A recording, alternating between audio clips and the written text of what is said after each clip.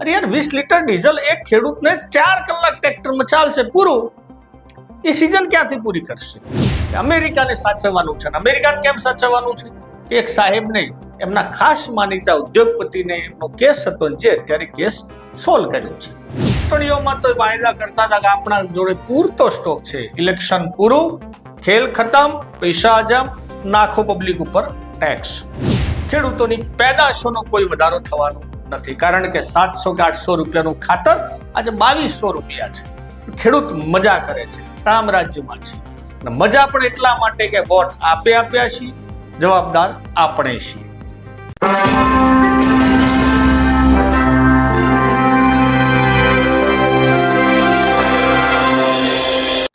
દેશમાં રામ રાજ્યની સ્થાપના છે. ખેડૂતોની આવક ડબલ નહીં પણ 3 ગણી થઈ ગયેલી છે. યુવાનોને પૂરતી રોજગારી છે, એટલે કે કોઈ બેરોજગાર નથી. સામાન્ય માણસ સાવ સોગવારીની મજા લેતા લેતા સાહેબને એવું લાગ્યું કે આમની થોડીક મજામાં વધારો કરીએ, માટે આપણા ઉપર કૃપા કરી ₹2.70 જેટલો એક નાનો અમથો ડીઝલનો પેટ્રોલનો વધારો જનતા ઉપર નાખ્યો છે. આમ જનતાને આનાથી કોઈ જાજી ફરક પડવાનો છે ને, કારણ કે એ બધું રામ રાજ્ય છે, બધું સમસૂત્રું છે. તો જ્યાં ડીઝલ પેટ્રોલનો ભાવ વધારો કર્યો, એના આનંદ સાથે આપણે સિક્કાની બીજી બાજુ પણ જોઈએ. કેમ ડીઝલ પેટ્રોલના ભાવ વધ્યા, શું છે સરકારની ચાલાકી, અને કેમ ખેડૂતોને આમ જનતાને જ્યાં બધું ભોગવવાનું થાય, ઉદ્યોગપતિઓને નેતાઓને આપણા ઉપર નાખીને કેમ આ બધા છૂટા થઈ જાય છે. આ બધું જ આજના વિડીયોમાં ચર્ચા કરશું. નમસ્કાર, હું છું રમેશ ચૌધરી ને આપ નિહાળી રહ્યા છો ષડયંત્ર.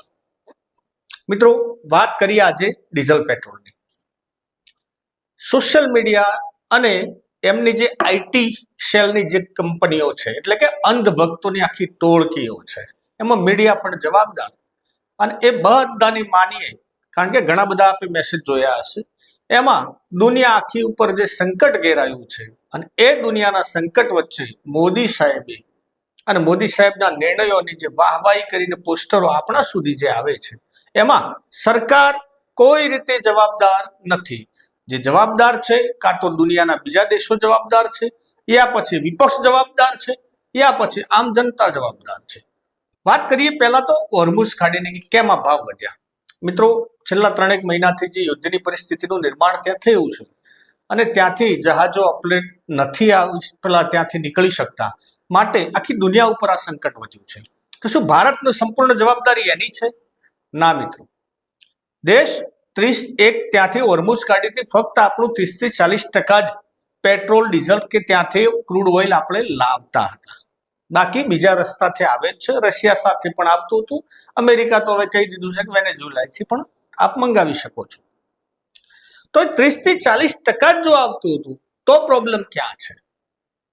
મિત્રો, આપણને જાણીને નવાઈ લાગશે કે દેશ સૌથી મોટો, મતલબ કે આપણે સૌથી વધારે ક્રૂડ ઓઇલ લાવીએ છીએ, પરંતુ શું આપને એ ખબર છે કે આપણી જ કંપનીઓ અહીંયા રિફાઇન કરી અને એ ક્રૂડ ઓઇલનું પેટ્રોલ, ડીઝલ અને અલગ અલગ રૂપે વિદેશોમાં પણ આપણે નિકાસ કરીએ છીએ. ફક્ત એપ્રિલ મહિનાની વાત કરીએ તો 1,32,000 કરોડ રૂપિયાનું આપણે ક્રૂડ ઓઇલ ખરીદ્યું હતું, અને સામે 52,000 કરોડ રૂપિયાનો આપણે નિકાસ કર્યો છે. એટલે કે આપણે બીજા દેશને આપ્યું છે, કારણ કે અહીંયા આપણે પૂરતો સ્ટોક છે. મોદી સાહેબ કહેતા હતા, કેન્દ્રીય ભાઈ આપણે પેટ્રોલિયમ મંત્રી હરદીપ પુરી પણ કહેતા હતા કે આપણે પૂરતું છે, કોઈ ચિંતા કરવાની જરૂર નથી. છેલ્લા 3 મહિનાથી આજે ફાકા ફોજદારી કરતા હતા. અત્યારના રિપોર્ટો એમ કે છે કે ત્યાં સુધી આપણી જ કંપનીઓ બહાર નાખી, જે પ્રાઇવેટ, જે એમની ખાસ માનીતી, એમની જ કંપનીઓને ઘી કેળા હતા. પ્રોબ્લેમ અહીંયા હતું જ્યારે ગામ સળગતું હતું, જેને કહેવાય દેશમાં પરિસ્થિતિ વિકટ બનતી હતી, ત્યારે આપણા સાહેબ તમે સંભાળજો, તમે સાચવજો, પેટ્રોલ ડીઝલ ઓછું વાપરજો, વિદેશોમાં મત જજો ફરવા માટે, સોનું ઓછું ખરીદજો. આ બધું જ આપણને ભાષણ આપી 5 દેશોની યાત્રા માટે નીકળી ગયા હતા. પોતાના મુખ્યમંત્રી, એટલે કે આપણા મુખ્યમંત્રી માનનીય, પોતાના કાફલો જે કારણો હતો, એ ફક્ત 2 જ કારો લઈ અને એક વખત ત્યાં ગયા કોઈક સભામાં, અને ત્યાંથી બહાર નીકળી બીજે દિવસે એમને વિચાર્યું કાફલો ઓછો કરીએ, માટે કાફલો ગાડીઓ મૂકી પડતી અને હેલિકોપ્ટરમાં ચાલુ થયા ફરવા. આપણા નાયબ મુખ્યમંત્રી પણ કાર લઈને હવે નથી જતા, હવે બધું હેલિકોપ્ટરું છે એમના માટે. શું નેતાઓ જ્યારે આ ખેડૂતોની વાત આવે છે, અત્યારની જે પરિસ્થિતિ છે કે મિત્રો લણણીનો સમય છે અને વાવણીનો પણ સમય છે, આ બંને સિઝન ભેગી છે અને ખેડૂતને ડીઝલ નહીં મળે તો શું થશે? પહેલા તો આ મોંઘું થયું એક જોવાનું જોયું. મોંઘાની વાત કરીએ તો ટોટલી આપણે આ દિવસ સુધીમાં 32 થી 33 રૂપિયા તો એક્સાઇઝ એમને ચૂકવીએ છીએ. 2008, 2010 અને 2014માં પણ $90 પ્રતિ બેરલનો ભાવ હતો. 2008માં તો $127 થઈ ગયો હતો. એ સમયે આપણને 52-55 રૂપિયા પેટ્રોલ કે ડીઝલ મળતું હતું. આજે શું છે? 2020માં હમણાં કોવિડ આવ્યો ને, એ સમયે મિત્રો 60 થી 70 રૂપિયા આપણને મળતું હતું. એ સમયમાં પેટ્રોલ જે ક્રૂડ ઓઇલનો ભાવ હતો એ ફક્ત $60 હતો. આજે પરિસ્થિતિ ઉલટી છે. હવે આજ $100 જ છે, એના ઉપર થયું નથી, પરંતુ પબ્લિકના ઉપર અબકી બાર 100 કે પાર એ પેટ્રોલ સ્લોગન આપી દીધું, એટલે કે 100 રૂપિયા ઉપર હવે આંકડા ચાલુ થઈ ગયા રમવાના. આ સરેરાશ આપણે જોઈએ તો એ સમયમાં જે સરકાર કરોડો રૂપિયાનો નફો કરતી હતી, કંપનીઓ એમની જે માલે તુજારોની ખાસ એમના લાગતા વળગતાની કરોડોનો નફો કરતા હતા, એ કંપની એમનો નફો ઘટાડવા તૈયાર નથી. સરકારે એમને વેટ પણ ઘટાડ્યો નથી. 37 થી માંડીને $50 તો હમણાં સુધી ક્રૂડ ઓઇલના ભાવ હતા, પણ સરકાર 95 રૂપિયા કે 90 રૂપિયા લેતી હતી ડીઝલના. એ સમય એમને ધરાઈને કમાવાનું હતું. પરંતુ જ્યારે પબ્લિકનો વારો આવ્યો કે હવે એમને નફામાંથી થોડું ઓછું કરે, વેટ ઓછો કરે, એ બદલે આપણા ઉપર વધારી દીધું. અત્યારે $100 પ્રતિ બેરલનો જ ભાવ છે. 2008માં 127 થયા હતા, પણ પેટ્રોલ ડીઝલ સસ્તું હતું. એ સમયમાં શું હતું કે બે કંપનીઓની મજા નથી, સાહેબના કાળમાં ફૂલ્લી મજા છે. માત્ર મિત્રો ખેડૂતોની કરતા જઈએ તો ખેડૂતોની જો આ સિઝન નહીં સચવાય તો શું થશે? દેશમાં જો પેટ્રોલ કે ડીઝલ ઓછું છે તો આપણે બહાર શું નિકાસ કરીએ છીએ?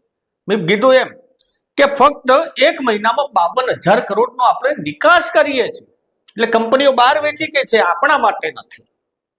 બીજું કે જો ખરેખર આ પરિસ્થિતિ હોય તો ખેડૂતોના માટે એક શરમજનક કહેવાય કે સરકારે એમને લાઈનમાં ઉભા કરી દીધા કેરબા લઈને. એમાં પણ 7-12 લાવવાનો, 20 લીટર ડીઝલ મળે. અરે યાર, 20 લીટર ડીઝલ એક ખેડૂતને 4 કલાક ટ્રેક્ટરમાં ચાલશે પૂરું. એ સિઝન ક્યાંથી પૂરી કરશે? અને આ જ્યારે નહીં થાય ત્યારે ઓલ ઓવર મોંઘવારીનો એક માર આવશે. અહીંયા બધા જ ઉપર થશે આ પરિસ્થિતિ લાગુ. સરકાર તો ખચેરી છૂટી થઈ જશે. બીજી વાત મિત્રો કે ખરેખર જો અહીંયા પેટ્રોલની ડીઝલની એટલી બધી ક્રાઇસિસ હોય તો કોઈ કંપનીઓ વાળા જેમને બલ્કમાં જોવે છે, અથવા કોઈ એવી તમે કંપની જોઈ કે આ ડીઝલ પેટ્રોલ નથી એટલે એમની કંપની બંધ થઈ ગઈ? એક પણ છે? ના, કોઈ બંધ નથી થઈ. એમને મળે જ છે, એમને જે મળતું હશે. કોઈ આ 50-100 જે લક્ઝરીઓ ચલાવતા હશે એ કંપની વાળા ક્યાંય એમને જે બલ્કમાં જોતું હશે ક્યાંય પેટ્રોલ પંપ પર એ દેખો છો તમે? ના, દેખાય છે ફક્ત ખેડૂત, એના ટ્રેક્ટરો અને સામાન્ય જનતાની ગાડીઓ. શું થશે મિત્રો? વૈશ્વિક એટલે કે વિશ્વગુરુનો જે નાદ, જે ઘંટ વગાડવાની પ્રવૃત્તિ મહાન મોટા સાહેબે ગુજરાતના પનોતા અથવા પનોતી પુત્ર, તમારે પબ્લિકને નક્કી કરવાનો છે, એમને જે આપણને ઘૂઘરો વળગાડ્યો છે, એ ઘૂઘરાની પરિસ્થિતિ આ ડીઝલ પેટ્રોલથી બગડશે. આપણને ખાલી એક રચના મગજમાં એક એવા રાસ્તા થઈ ગયા છે કે આપણે તો વિશ્વગુરુ છીએ. દુનિયાના કોઈક દેશોમાં આપણે અત્યારે આખી દુનિયા હસી મજાકનું પાત્ર કરે છે, કારણ કે એક વ્યક્તિને સાચવવા માટે આપણે અમેરિકા સામે નાચવા માંડ્યા. ઈરાનથી આપણે પેટ્રોલ ડીઝલ જે આપણને ક્રેડિટમાં મળતું હતું નથી લેતા.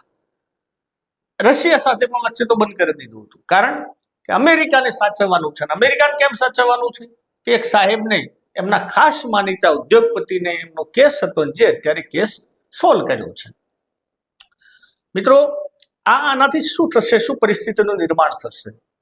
પેટ્રોલ ડીઝલ મતલબ કે ડીઝલ જે 2 કે 3 રૂપિયા વધ્યું છે, 3 રૂપિયા, એનાથી દરેક વસ્તુ મોંઘી થશે.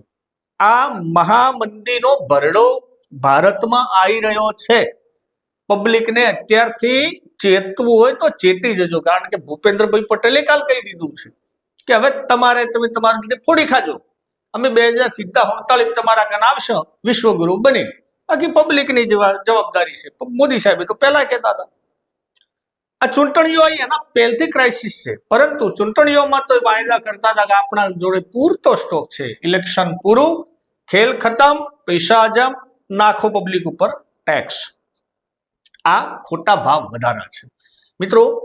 આનાથી પરિવહન જેમ મોંઘું બનશે એમ તમારા જોડે પહોંચતી દરેક વસ્તુ મોંઘી પડશે. પેનથી લઈ, પેન્સિલથી લઈ અને તમારા જોડે જે વસ્તુ છે એ દરેક ઉપર માર પડશે. ખાલી આ બધાના ભાવ વધશે, ફક્ત એક જ ભાવ નહીં વધે, તમારા ગજવામાં જે આવક થતી હશે, જે એનો પગાર હશે, એનામાં કોઈ વધારો થવાનો નથી. ખેડૂતોની પેદાશોનો કોઈ વધારો થવાનો નથી, કારણ કે 700 કે 800 રૂપિયાનું ખાતર આજે 2200 રૂપિયા છે. ખેડૂત મજા કરે છે, કામ રાજ્યમાં છે. મજા પણ એટલા માટે કે વોટ આપ્યા છીએ, જવાબદાર આપણે છીએ. તો મિત્રો, આ હતો એક સાહેબનો નાનો અમથો ભાવ વધારો કે જેને પ્રજા સ્વીકારી, એમના અને ગુજરાતના દરેક ભાજપના નેતાઓને વાહવાહી કરશે અને હર્ષભેર આટલું સ્વીકારશે. ખેડૂત બન્યા છો તો લાઈનમાં ઉભું રહેવું પડશે, વિદ્યાર્થી છો તો પેપર ફૂટશે, તમે ગેસનો જો સિલિન્ડર વાપરો છો તો લાઈનમાં ઉભું રહેવું પડશે, નોટ બેંકનું ખાતું છે તો લાઈનમાં લાગવું પડશે, ઉતારા લેવા માટે લાઈનમાં લાગવું પડશે. આ બધું જ પ્રજા હર્ષભેર સ્વીકારી સાહેબને પણ શિરોપાવ આપશે. મિત્રો, આ હતો આજનો વિડીયો ગમે હોય તો લાઈક, શેર અને કોમેન્ટ કરજો. ને હા, ચેનલને સબસ્ક્રાઇબ કરવાનું ભૂલતા નહીં. જય હિન્દ, જય ભારત.